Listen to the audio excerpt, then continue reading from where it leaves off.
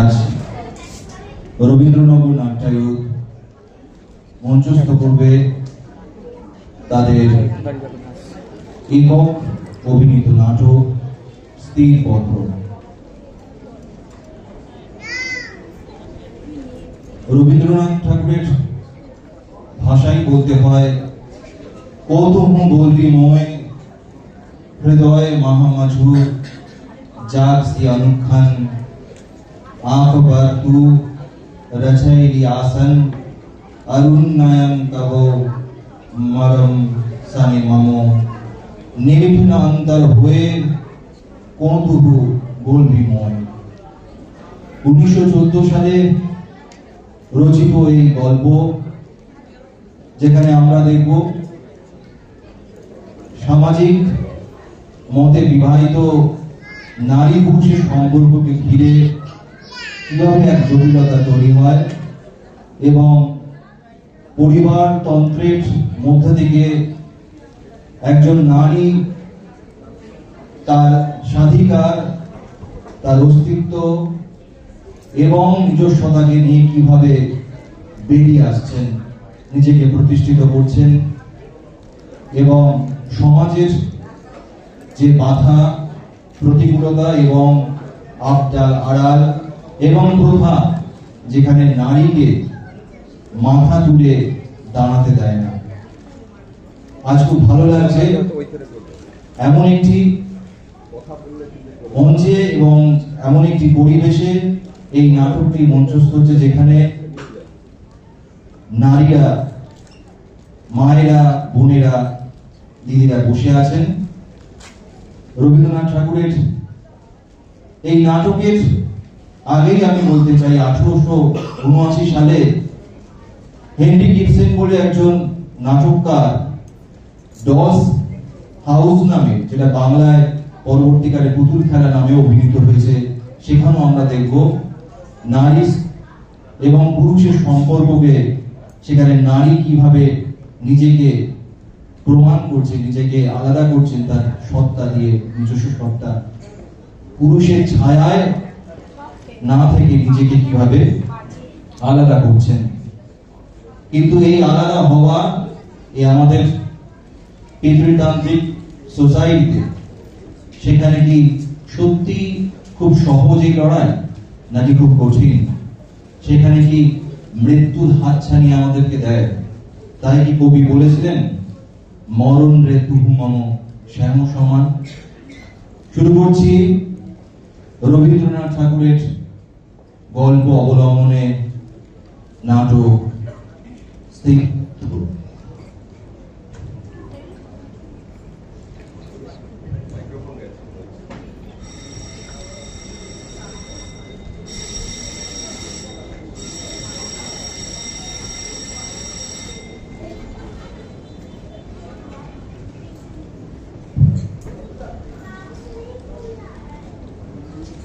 শুরু করার আগে সবাইকে একটু অনুরোধ, আপনাদের সঙ্গে থাকা মোবাইল ফোনটি বন্ধ করবেন।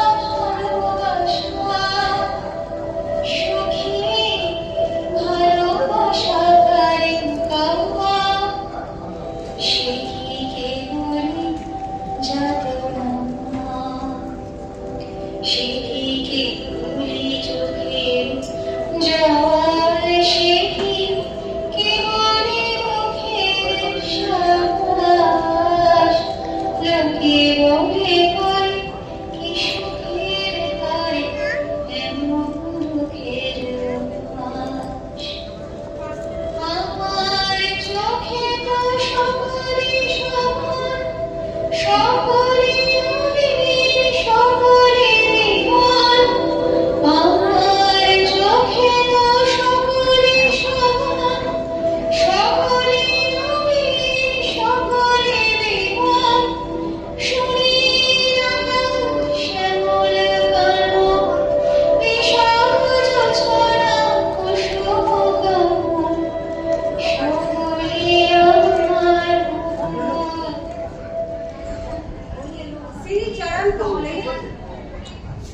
तक मैंने कभी नहीं इस्तेमाल की।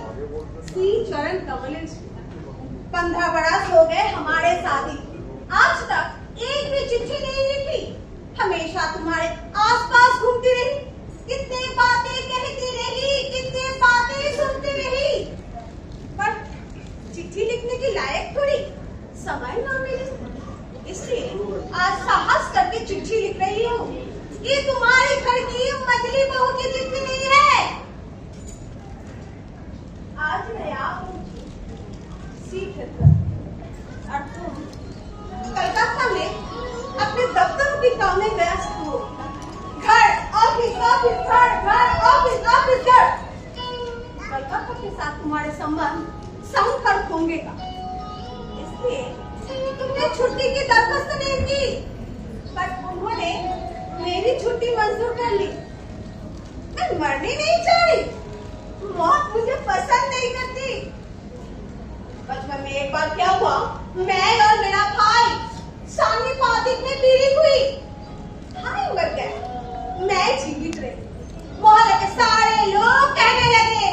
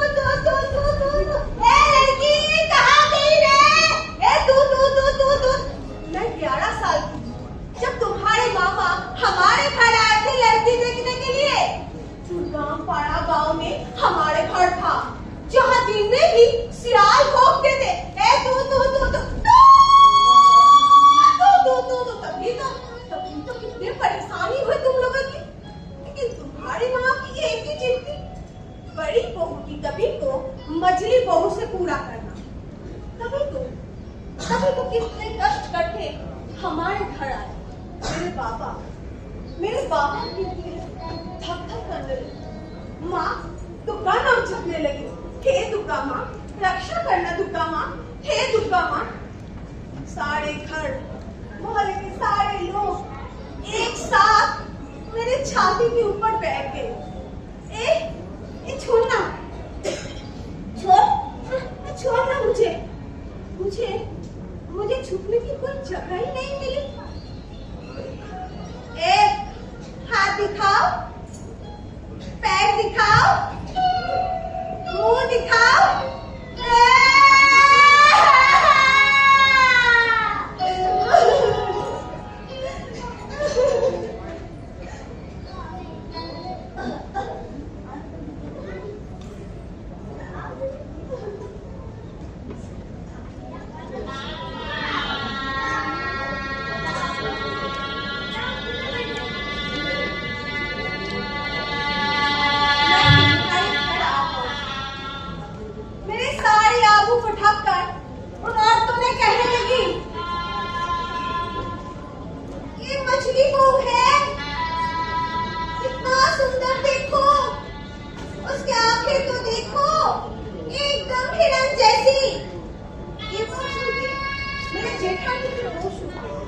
मेरे जेठानी की पितृ वंश में उनके अलावा कोई बड़ी चीज नहीं है, ना रूप, ना रंग, ना धन। इसलिए अपने को छोटा मान घर के एक कोने में अपने को सिमट कर रख देती। बेचारी, पर मुझे रूप की क्या जरूरत है? मैं रूपवती हूँ। ये तुम लोग का भूलना ज्यादा समय नहीं है। मेरी बुद्धि है, ये तुम लोगों का भूलना ज्यादा कठिन हो गया।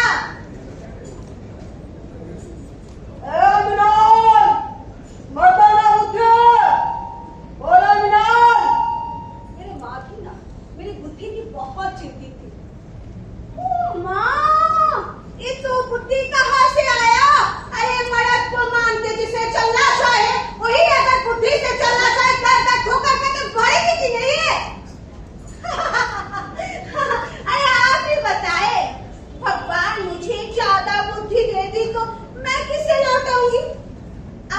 बुलाए।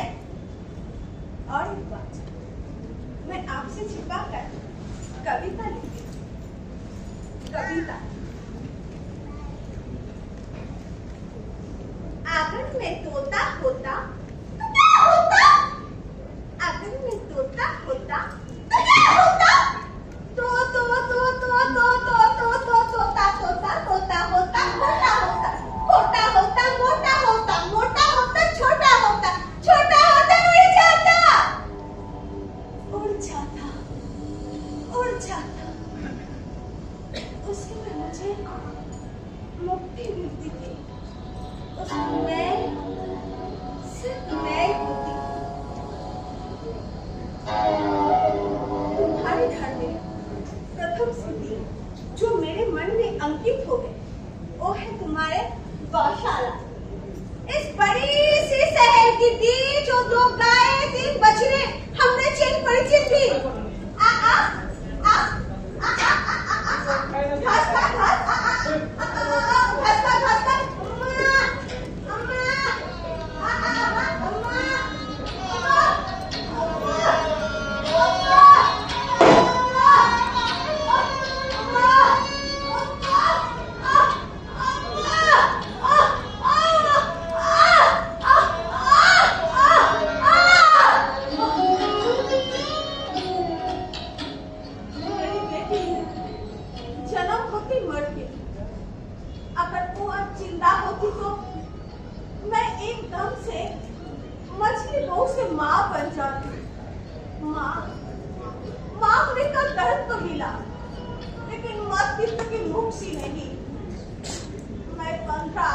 चर्चा घर में पड़ी रही।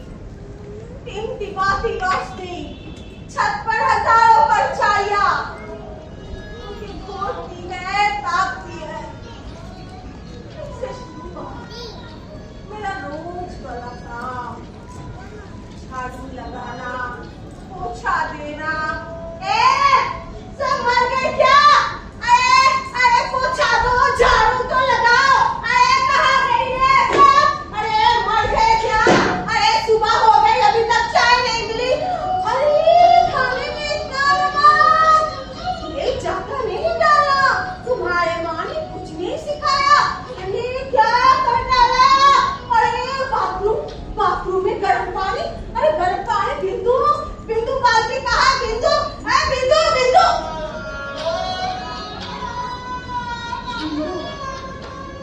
मेरे जीवन जैसे तैसे चल रही थी। अगर एक बिंदु मेरे जीवन में नहीं आती तो बिंदु मेरे जेठानी की छोटी बहन, काली कलोटी, एकदम माँ काली। विधवा माँ की मृत्यु के बाद अपने चचेरे भाइयों से अत्याचार से बचने के लिए हमारे घर आए थे, अपने दीदी के पास आश्रय लेने के लिए।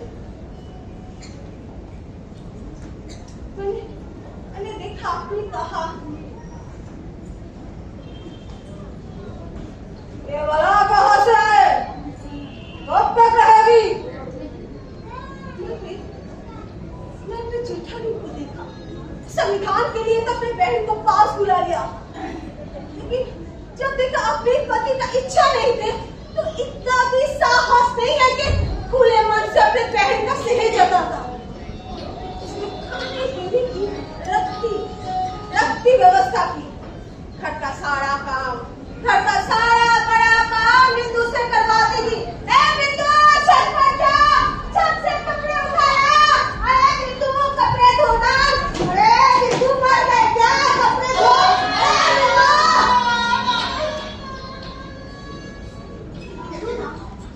हर समय गली गली से लगती थी, मानो संसार में उसका जीवन है अपना। उसके चचेरे भाइयों ने घर की एक कोना नहीं छोड़ा जहाँ वो फालतू चीज की तरह पड़ी रहा।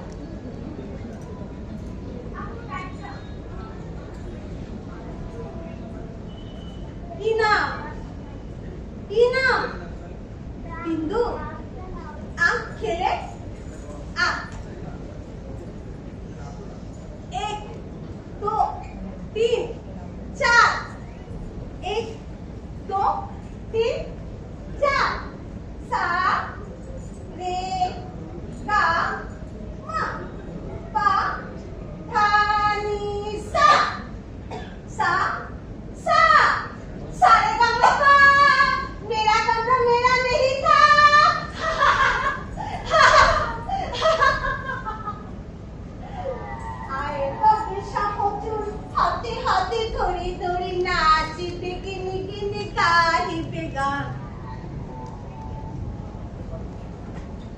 कमरा मेरा नहीं था, इसलिए काम इतना आसान नहीं था। कुछ दिन बाद बिंदु से शरीर में कुछ लाल लाल दाने दिख रहे थे, मानो खबोरियों की तरह। अब तुम ये शीतला है, मैंने कहा। कहाँ है शीतला? तभी बिंदु के दीदी ने कहने लगी, अरे बिंदु को अस्पताल भेज दो, एक गरीब लड़की की माथा खा डालेगी। कुछ दिन बाद बिंदु के शरीर से वो दाग गायब हो गए। सब लोग कहने लगे, अरे शीतला तो बैठ गई है, शीतला तो लेट गई है। एक अनागर से पालन पोषण एक गुण भी है, शरीर को एकदम पक्का कर देती है, बीमारियां आने की ना भी नहीं देती। बिंदु के साथ भी ऐसा हुआ, मौत उसके साथ 50 घंटे चले गए, उसे हुआ कुछ नहीं। लाल रिबन लगी, बिंदु खुश। गंदे नंगे पाँव में तेरी जूता पहन के बिंदु खुश। दुका पूछा में लाल साड़ी पहन के बिंदु खुश। खुश बिंदु खुश। और तुम मानव की कमाई है, कोई फालतू चीज में पैसा खर्च करने के लिए पैसा नहीं। कल से तुम्हारे हाथ खर्चे की पैसा बंद। छी छी।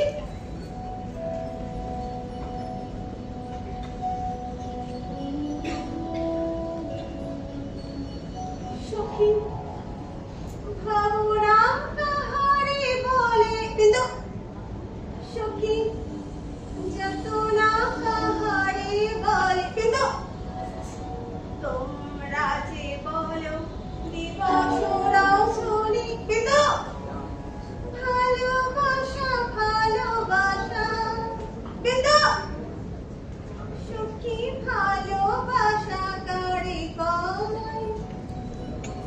धीरे धीरे बिंदु के मन से मन की डर जाता और मुझे इतना प्रेम करने लगी, मुझे डर लगने लगा। सेरी की ऐसी छवि मैं पहले कभी नहीं देखी। हाँ, पुस्तक में पढ़ी थी स्त्री पुरुष के लिए, लेकिन बहुत दिनों से ऐसा कोई घटना ना घटी जो मुझे याद होगा। बिंदु ना मेरे रूप के पीछे ही पड़ गई। एक दिन तो कहने लगी, दीदी तुम्हारा चेहरा मेरे सिवा कोई नहीं देख पाती। इसलिए मैं अपने केशों को अपने हाथ में लिया। बिंदु रूठ गई। वो मेरे केशों को सजाना संवरना उसे बहुत आनंद आते। बिंदु बिंदु बिंदु बिंदु छोड़, लड़की बिना मुझे पागल कर देगी। कभी कभी उस पर मैं डांट भी पड़ती थी, लेकिन सही की ऐसी छवि मैं पहले कभी नहीं देखी। मेरे मुख से मैं जो इसे इतना लाख प्यार करती थी ना, तो तुम लोग भी पसंद नहीं थे। जिस दिन हमारे घर से बाजू पर चोरी हुआ, तुम लोग की तनिक भी संशय नहीं हुआ ये बिंदु का ही हाथ है। और सभी से अंदरों में घर की तलाशी हो रही थी, तभी तुम लोग कहने लगे, ये बिंदु पुलिस के गुप्तचर है। प्रमाण बिंदु काली कलौटी। इधर तुम लोग भी क्रोध बढ़ता रहा और उधर बिंदु बड़ी होती जा रही। इस स्वाभाविक ढंग से अस्वाभाविक रूप से तुम लोग परेशान हुए। इसे जैसे तैसे करके बिंदु का घर चुन लिया। मैं कहती थी,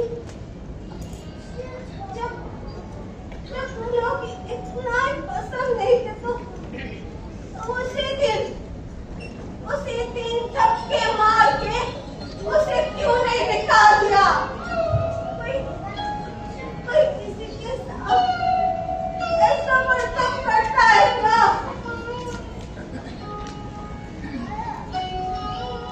मैं बिंदु को नहीं जानती, उसे सुना, पर हर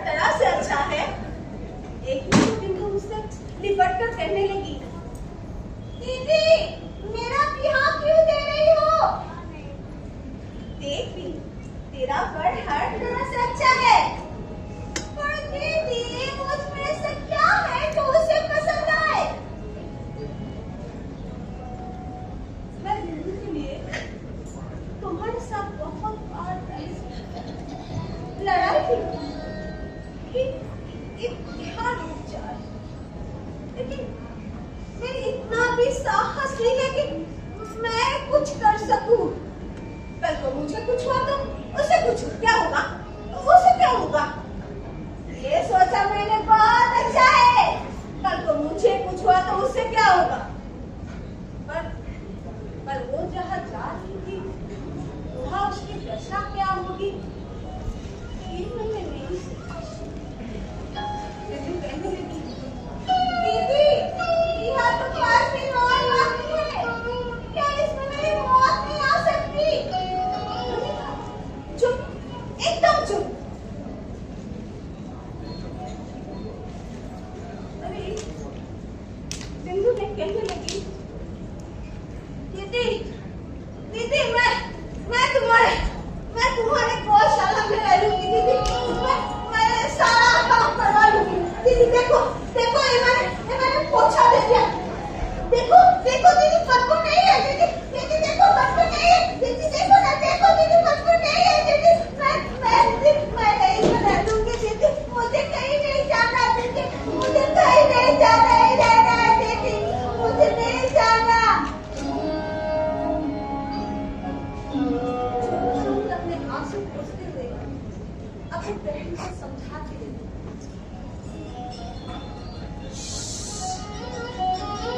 तेरे भाग में जो है वही तो होगा।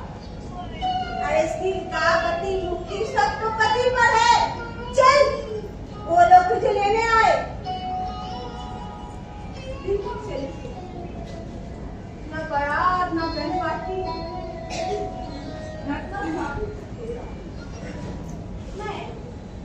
मैं चोरी चोरी उसके हाथ एक सोने का चेन थमा दिया। बिंदु कहने लगी, दीदी क्या तुम एकदम से मुझे निकल रहे हो।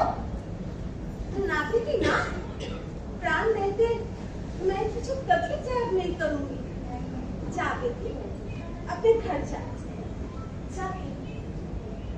जा अपने घर जा बेटी।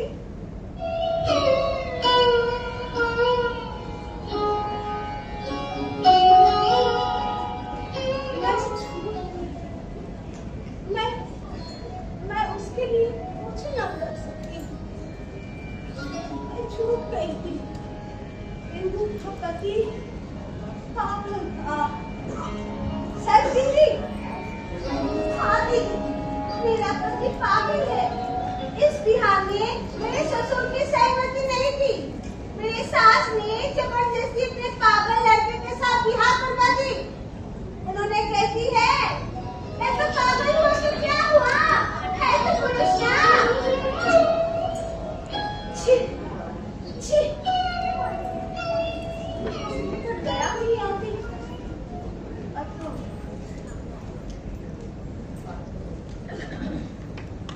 क्या ये तुमने कहा? हाँ, ये मैंने कहा। बिंदु कहीं नहीं जाएगी, इस मौके से बिहार को बिहार नहीं करती। बिंदु यही रहेगी हम लोगों के साथ, बिंदु यही रहेगी। बिंदु के ससुराल वालों ने पुलिस केस कर दी थी तो हम लोग आफत में पड़ जाएंगे। तभी बिंदु के ससुराल वालों से उसके जेठ आके हमारे घर के सामने हंगामा करने लगे। अरे इतना साहस कहाँ से आते हैं? अरे थाने में रिपोर्ट कर दूंगी। साहस हो गया सब लोगों का। नहीं बोला, करने दो रिपोर्ट, करने दो। बिंदु कहीं नहीं जाएगी। कह दो बिंदु, चल बिंदु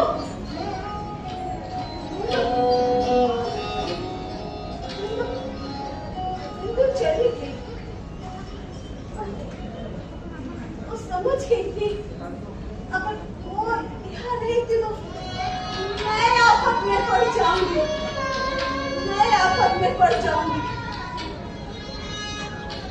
दूसरी बात, बिंदु के अपने चचेरे भाइयों के पास है, लेकिन वहां से वो लोग धक्के मार के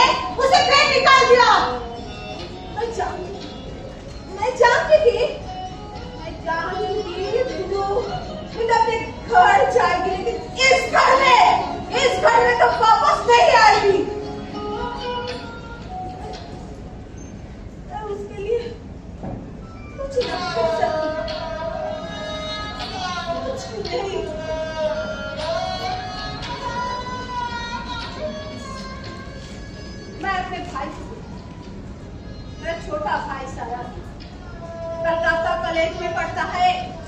प्लेग महामारी बाढ़ जहाँ कोई भी हो, भयंकारी में सबसे आगे। उधर चल, उधर चल, उधर चल, उधर चल। देख सकते इस बुधवार को पूरी जाने वाली ट्रेन में बिंदु को बिठा देना होगा। बस दीदी, इतनी सी बात, मैं पूरी बैग उसे छोड़ आऊंगा। लगे हाथ जगन्नाथ जी की दर्शन हो जाएगी। उसी समय शरद फिर वापस क्या हुआ शरद? वो तेरे साथ नहीं आए, उसे मना नहीं पाए, क्या हुआ शरद? अरे बोलना, चुप क्यों है? अरे जवाब दे, अरे बोलना, अरे शरद बोलना। दीदी, दीदी, कल बिंदु ने अपने साड़ी में आग लगा के आत्महत्या कर ली। चलो चलो दीदी। सब लोग कहने लगे, अरे आजकल तो लड़कियों की फैशन हो गए साड़ी में आग लगा के आत्महत्या करना। अच्छा नाटक है, नाटक, नाटक नहीं, नाटक। पर ये नाटक हम सब सालों पर क्यों होती है? तुम वीर पुरुषों की सोचियों पर क्यों नहीं होता?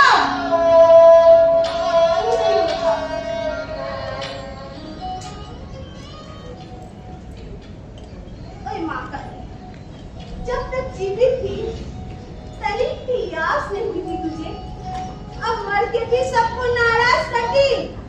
कोई नहीं तरह से मरती तो सब लोग ताली बजा के, अब तू ताली बजा, बजा ताली। ले ले लड्डू खा, खाने का लड्डू, सांप की लड्डू, अपने नए जन्म की लड्डू खा। ले ले, तुझे सजना है ना, ले ले सच, ले ले ले सच ले, तुझे तो सजना है, गाना गाना है, ले गाना गा, सिंगार कर, सच तू सच। अरे अरे रुकिए रुकिए रुकिए, अरे अरे रुकिए रुकिए, अरे आप भी खाइए ना, अरे लड्डू खाइए, अरे खाइए खाइए, बहुत अच्छा लड्डू है, अरे खाइए खाइए, लड्डू है, खाइए खाइए, बहुत अच्छा लड्डू है, अरे खाइए खाइए खाइए, देसी घी से बनाया हुआ लड्डू, अरे खाइए खाइए, बहुत अच्छा लड्डू है, खाइए खाइए, अरे खाइए, देसी घी से बनाया हुआ लड्डू है, खाइए खाइए खाइए। संसार से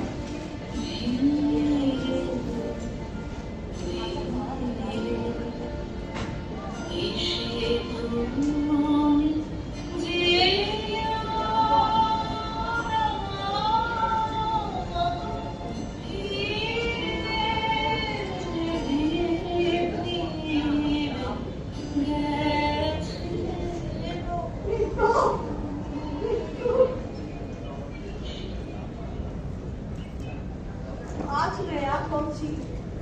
सीख बिंदु को तो आने की जरूरत ना पड़ी, पर मुझे आना है। तुम्हारे घर में किसी चीज से कोई कमी ना थी। तुम्हारे बड़ा भाई जैसा भी, लेकिन तुम्हारे चरित्र में ऐसा कुछ भी ना था कि भगवान को मैं दोष करूं। फिर भी मैं उस माखन बड़ा गली में 27 नंबर घर में लौट के नहीं जाऊंगी। मैं बिंदु को देख चुकी हूँ। तुम्हारे संसार में नारी का क्या स्थान है वो मैंने पा चुकी।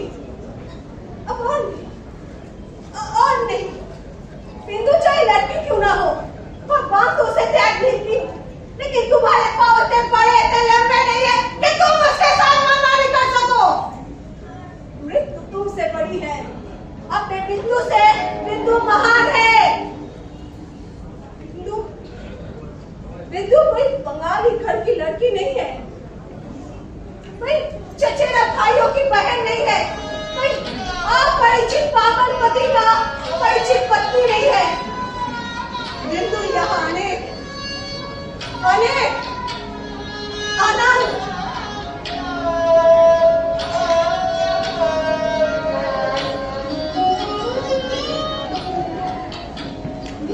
बंसी का सुर बजने लगा। उस भव्य हृदय से निकल के मेरे जीवन की जमुना के पास बहेगा। मानो मेरे छाती में कोई बाण बिन गए। मैं भगवान से पूछती हूँ, संसार में जो तुच्छ है वही सबसे अच्छा क्यों है? क्यों? मैं उस छोटी सी चौखट को लांग कर नहीं सकती। इतना तुच्छ है मेरे पति दिन का जीवन।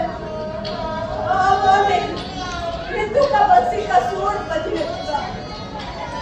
कहाँ गए तुम्हारे राज मिस्त्रियों से बनाया हुआ विमान?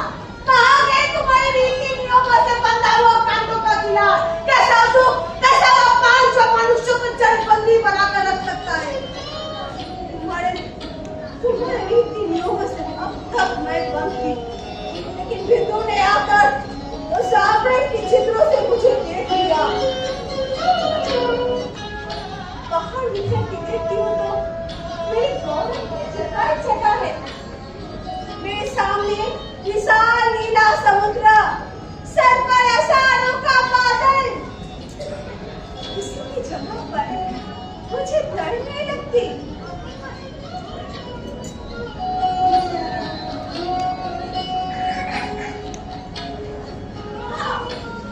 आप लोग क्या सोच रहे? मैं मरने जा रही हूँ? छी, ऐसा पुराना मजाक मैं आप लोगों के साथ नहीं करूंगी। अरे बाप छोड़ा, माँ छोड़ा, जहाँ कोई भी हो सब छोड़ दिया। लेकिन ये लगाम तो चलती रहेगी प्रभु। ये जीवन निकट लगन है। मैं जी रही हूँ तुम्हारे चरण कल से मुक्त। प्रणाम।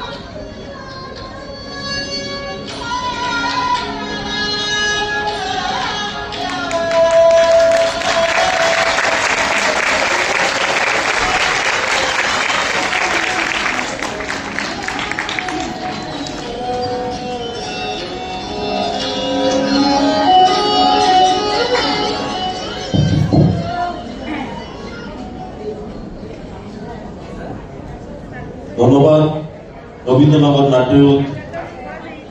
আপনারা এতক্ষণ দেখছিলেন